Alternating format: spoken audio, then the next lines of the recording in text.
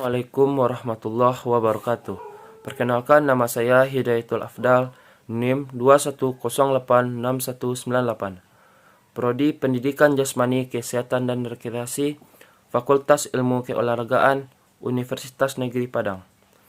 Baik, pada kesempatan ini saya akan mencoba menjelaskan sejarah perkembangan filsafat. Sejarah perkembangan filsafat memiliki beberapa komponen, antara lain yang pertama yaitu sejarah Yunani klasik. Filsafat Yunani klasik berlangsung pada abad 5 sampai 2 sebelum Masehi. Pada masa ini, filsafat bercorak artoprosentris yang artinya menjadikan manusia menjadi objek pemikiran filsafat mereka. Mereka berupaya mencari jawaban tentang etika dan hakikat manusia. Tokoh pada zaman ini adalah Plato, Aristoteles, dan Socrates. Perkembangan filsafat klasik ditandai dengan besarnya minat orang terhadap filsafatnya. Aliran sofisme dengan keahlian bidang bahasa, politik, terutama kosmos kehidupan manusia di masyarakat, sehingga sofisme ini dapat membawa perubahan budaya dan peradaban antena. Kedua yaitu sejarah pra-Yunani kuno. Pada abad ke-16, minggu ke-5 sebelum Masehi, manusia telah menemukan alat-alat dar, besi, tembaga, dan perak yang digunakan sebagai zaman masa persiapan lahirnya filsafat.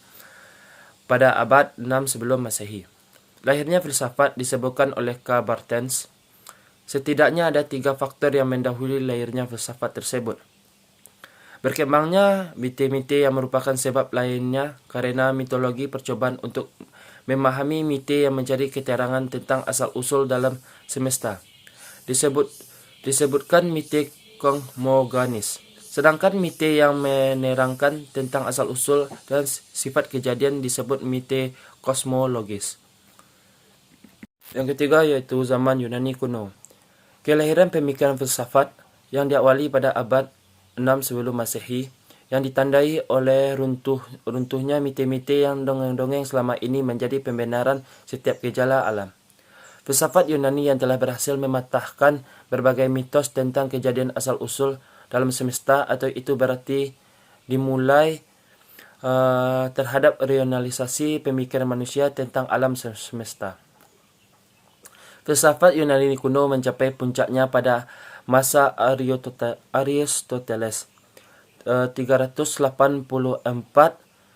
sebelum Masehi sampai 322 sebelum Masehi. Ia mengatakan ialah yang mencari penyebab objek yang diselidiki. Yang keempat yaitu zaman pra-Socrates. Filsafat pada Socrates adalah filsafat yang dilahirkan karena kemenangan akal atas dongeng yang diterima dari agama yang diberikan tentang asal gejala. Yang keempat yaitu zaman pra-Socrates. Filsafat pra-Socrates adalah filsafat yang dilahirkan karena kemenangan akal atas dongeng-dongeng yang diterima dari agama dan memberitahukan tentang asal segala sesuatu yang baik di dunia maupun manusia. Para pemikir atau ahli filsafat yang disebut orang bijak yang mencari jawaban sebagai akibat terjadinya alam semesta beserta isinya tersebut. Pemikiran filsafat inilah yang memberikan asal mualanya segala sesuatu baik di dunia maupun manusia, yang menyebabkan akal manusia tidak puas dengan keterangan dongeng tersebut. Oleh karena itu, ada beberapa filsuf pada masa ini, antara lain yang pertama yaitu Thales, yang kedua Pythagoras, yang ketiga Anaximander, yang keempat Heraklitos, dan kelima Parmenides. Yaitu zaman abad pertengahan. Filsafat abad pertengahan 479 sampai 1492 Masehi juga dikatakan sebagai abad yang gelap. Kenapa? Karena pendapat ini didasarkan dari pendekatan sejarah gereja. Memang saat itu tindakan gereja sangat membelenggu kehidupan manusia, sehingga para ahli fikih saat ini tidak dapat memiliki kebebasan untuk berpikir.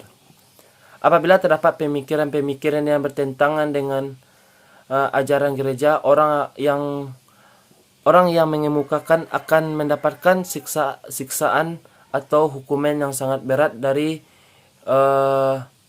aturan-aturan yang bertentangan dengan ajaran gereja tersebut. Terakhir adalah zaman modern. Zaman modern dikenal sebagai masa rasionalisme yang ditandai dengan berbagai perkembangan ilmu pengetahuan dan teknologi. Dan zaman modern telah dirintis dari zaman Renaissance. Pada filsuf menegaskan sumber pengetahuan adalah rasio, yakni kebenaran, pasti berasal dari akal. Berfokus pada manusia, bukan kosmos. Pada zaman modern ini, ada 3 aliran yang muncul, yaitu paham rasionalisme. Yang kedua, empirisme, dan ketiga adalah paham idealisme. Jadi yang dapat saya sampaikan, kalau ada salah dan janggal mohon diberi banyak maaf. Atas perhatian saya ucapkan terima kasih. Saya sudahi dengan Assalamualaikum warahmatullahi wabarakatuh. Salam olahraga.